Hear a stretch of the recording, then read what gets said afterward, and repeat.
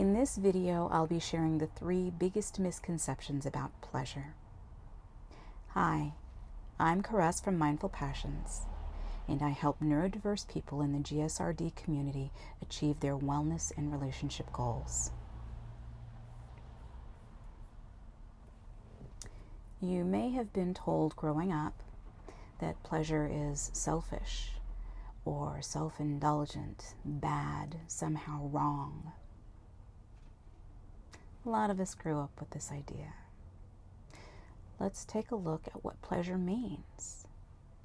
Cambridge English Dictionary defines pleasure as a feeling of enjoyment or satisfaction, or something that produces that feeling.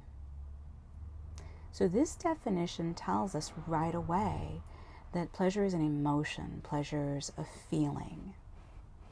Feelings are not usually good or bad, though, because in order for something to be good or bad, right or wrong, there has to be an expected outcome.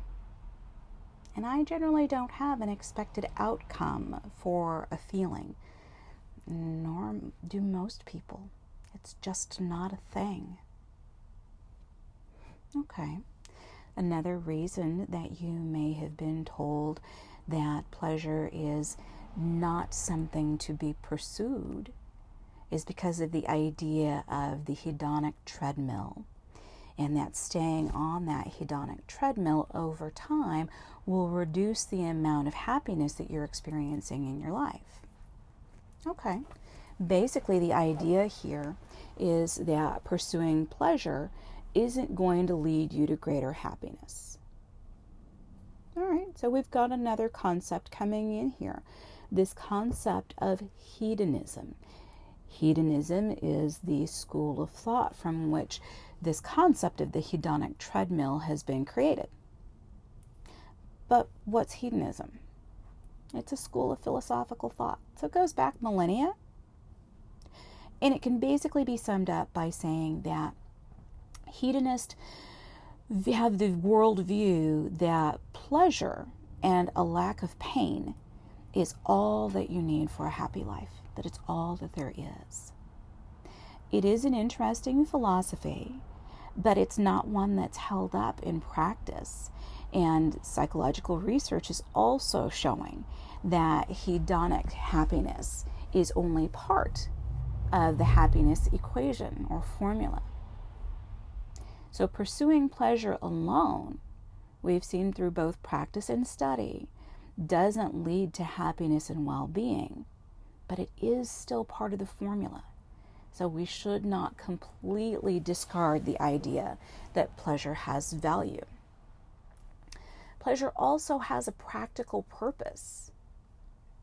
One of the things that I remember hearing when I was growing up was that pleasure serves no practical purpose, does nothing but make people lazy.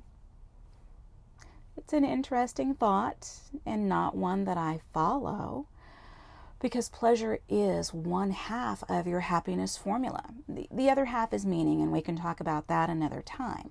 But experiencing pleasure is one of those things that helps us to regulate our moods and our emotions. The hedonic behaviors, those pleasure-seeking behaviors that we engage in at times, can help us to reduce the negative emotions that we're feeling, may help us to reduce feelings of stress.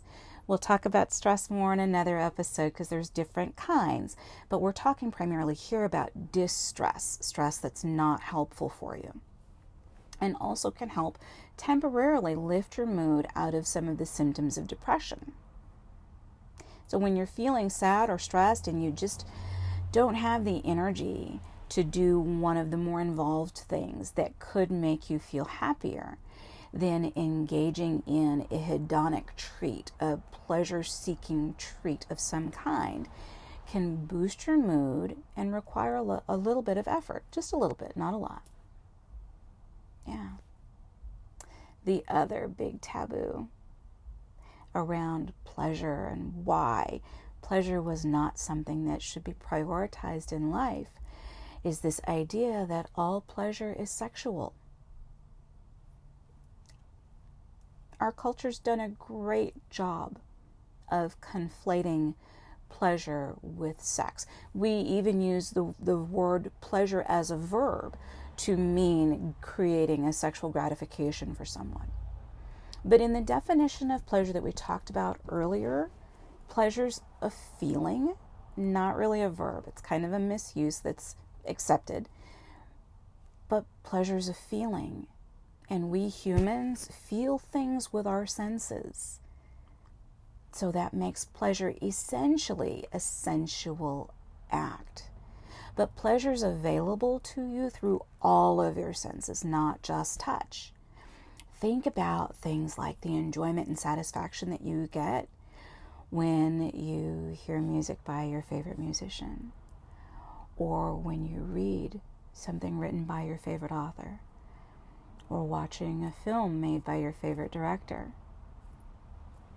And when we're out in nature, we experience pleasure or this enjoyment and satisfaction through the sound of waves crashing on the shore, the way the light gets filtered through the leaves of the trees in the forest, the sound of the wind rushing across a mountain, the feel of the wind and the sun on your skin. These are all ways that we can experience pleasure. The smell of your favorite flower or herb.